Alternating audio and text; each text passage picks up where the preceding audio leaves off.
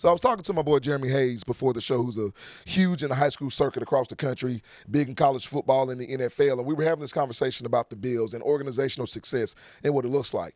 And I gave him the analogy of his team. He's a big Georgia fan. I said, hey, are the Georgia Bulldogs contenders? And I asked him, I said, if I'm asking you that question, you know I'm talking about national championship contenders. And he said, absolutely, because they've won 2. That's what I'm talking about when I say layers about the Buffalo Bills. So if you ask me, Bam, are the Bills contenders or pretenders, I'm going to tell you for an AFC East championship, they're absolutely a contender. To make the playoffs in the AFC, the Bills are absolutely a contender. But when it comes to winning a Super Bowl, I can be okay with saying it's to be determined, or I can even call them a pretender because it hasn't happened yet. Do I think that Josh Allen and the Bills have the opportunity to win a Super Bowl? Yes. I think that can be their ceiling, but here's what I want to let you know about the Buffalo Bills. Ceiling, a lot of times, is taken and applied to somebody's consistent nature, and it shouldn't be. And I'll give you this analogy. You know how you were in school, and I don't care, especially elementary school, every class you had a syllabus. And on that syllabus, it broke down and it said, okay, this is what the rules and regulations are. This is what I have to do in terms of going to the bathroom. This is how much homework I'll have. It gives you everything the class is designed to do for that duration of the time that you're in that class. And it also gives you a breakdown of your assignments and what is weighted the most. And typically, you'll have a final exam. Let's say it's 50% of your grade. So Josh Allen is the final exam of the Buffalo Bills because he's the quarterback. He's probably the most important part of that team. But even if you knock it out of the park with that 50%, ladies and gentlemen, you still need to pass your quizzes. You still need to get your homework done. Depending on the class, you still need to get all your labs taken care of. That's what the NFL is, and that's what the Bills are. Because even though I look at the playoffs, it's split on why the Bills lost to the Broncos in the playoffs last year. And people say, well, Josh Allen didn't have a lot of help.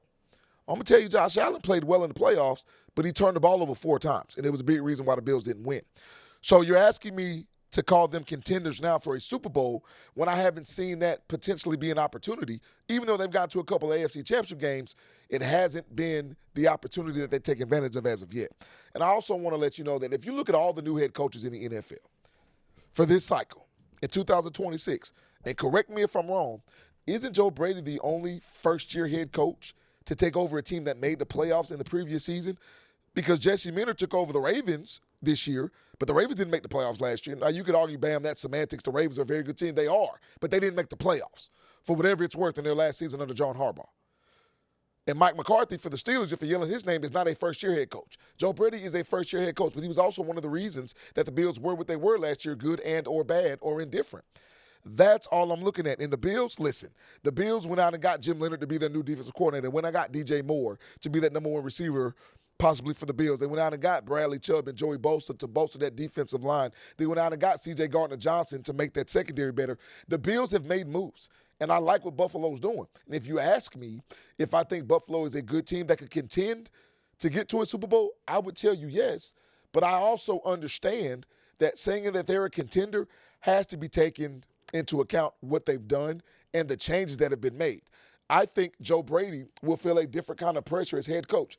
Not just because he's a head coach, not just because it's his first season, but because it's the Buffalo Bills, because you have Josh Allen. How does that dynamic with Joe Brady and Josh Allen change now that he's just no longer the offensive coordinator? And it's not like Buffalo defensively was bad in 2025, guys. Look, they were 12th in points allowed, and they were 7th in total yards allowed. It's not that they weren't good. I just think there's something that has to be said for a team. Now, granted, the majority of their losses came to the Kansas City Chiefs in the playoffs, but it wasn't an issue last year, and a lot of people keep saying it, and this is what I'm telling you. The New England Patriots won the AFC East last year. I think that's a concern if you're Buffalo. You can say the Patriots didn't play a tough schedule. The Patriots played the exact same schedule in the division that the Bills played, and they had a better record in the division than the Buffalo Bills. The Patriots were 5-1 against the AFC East, and the Bills were 4-2. It's just a game, but it matters. So all I'm telling you is that if you're Buffalo, and if you're a supporter of Buffalo, I think you should be excited about what the Bills are. I also think you should have questions about what the Bills can be. Because in the NFL, and in the AFC specifically, Houston's not going anywhere. I don't think the Patriots are going anywhere. I don't even think the Patriots have to win the division this year, because this could all be a conversation, ladies and gentlemen, that we're having 4 or 5 months from now. And you're saying, bam, look, the Bills won the AFC East. Absolutely. And I told you they were a contender to win the AFC East. I'm never going to take it away from them. I think Josh Allen is a phenomenal quarterback. I also think that Josh Allen still makes mistakes that he's too seasoned and too good to make. I like taking care of the football against Denver before halftime, fumbling the ball away and not giving them a possession to score points, which was huge in that game. Joe Brady will have a learning curve.